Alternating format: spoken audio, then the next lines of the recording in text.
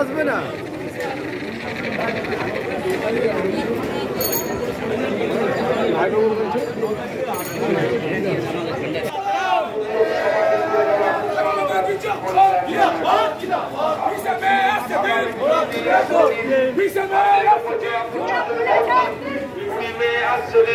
শ্রীরামপুর লোকসভা কেন্দ্রে আবারও কল্যাণ ব্যানার্জিকে চতুর্থবারে নির্বাচিত করে দিল্লির পার্লামেন্টে পৌঁছে দিন।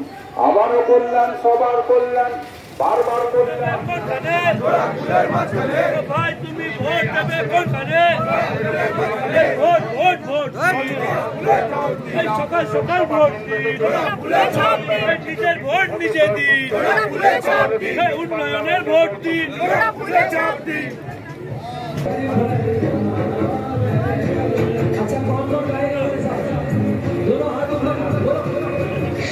দাদা দাদা দাদা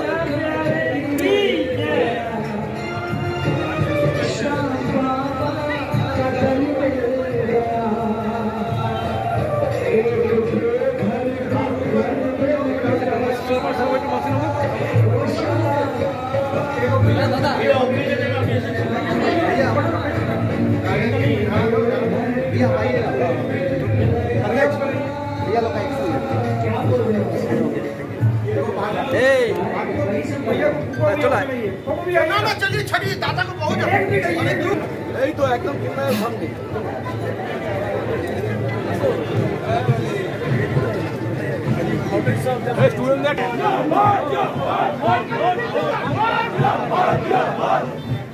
সামনে আচ্ছা সামনে একটু ফাঁকা করে দাও, সামনে একটু ফাঁকা করে দাও,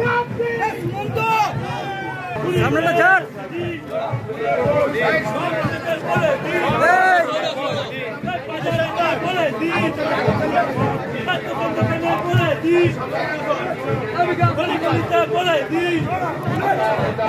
তুমি ভোট দেবে কোনখানে?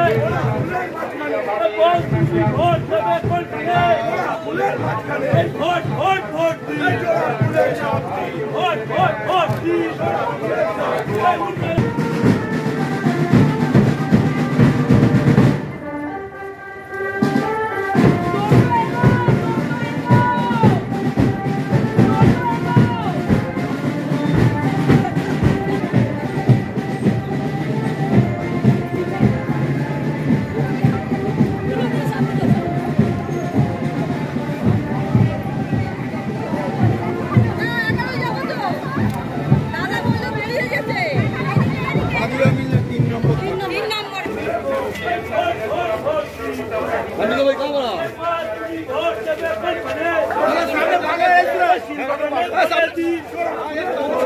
শিলবাগানে বলে দিন, মা বোনেদের বলে দিন, ওই ভাইদের বলে দিন, শিলবাগানে বলে দিন, শিলবাগানে বলে দিন, গলিগলিতে বলে দিন।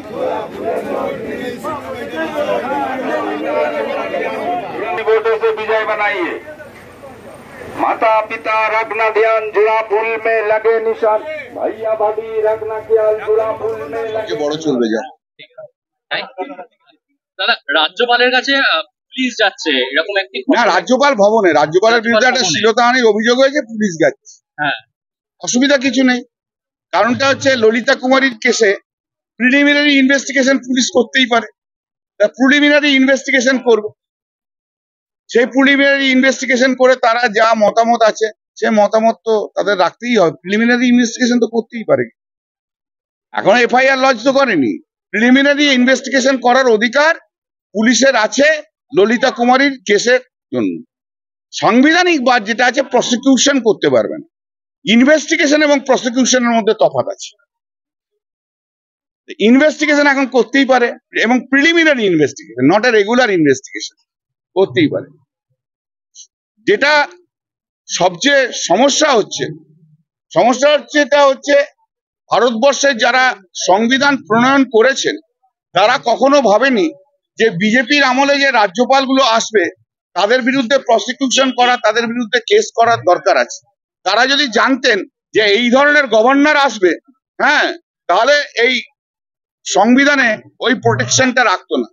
আজকে তা সত্ত্বেও সেরকম যদি কেস হয়, যদি সুপ্রিম কোর্টে যায়, সুপ্রিম কোর্টে তো আন্ডার আর্টিকেল 142 পাওয়ার অনেক ক্ষমতা আছে, দিচ্ছে। অন্যান্য জায়গায় তো আজকে সুপ্রিম কোর্ট রাজ্যপালদের বিরুদ্ধেও তো অর্ডার দিচ্ছে। অতএব সুপ্রিম কোর্টের অনেক ক্ষমতাও রয়েছে আন্ডার আর্টিকেল 42। সেই কেস যদি মেক আউট হয় তাহলে অনেক কিছুই হতে পারে। কিন্তু আমি মেরিটে কোনো কথা বলছি না, বলবোও না। তবে রাজ্যপাল নিজে একটা বিজেপির এজেন্ট, এটা সবাই জানে। উনি বিজেপির যা কাজকর্ম ইমপ্লিমেন্টেশন করার জন্য এসছে, নির্বাচনে ভোট করার জন্য এসছে।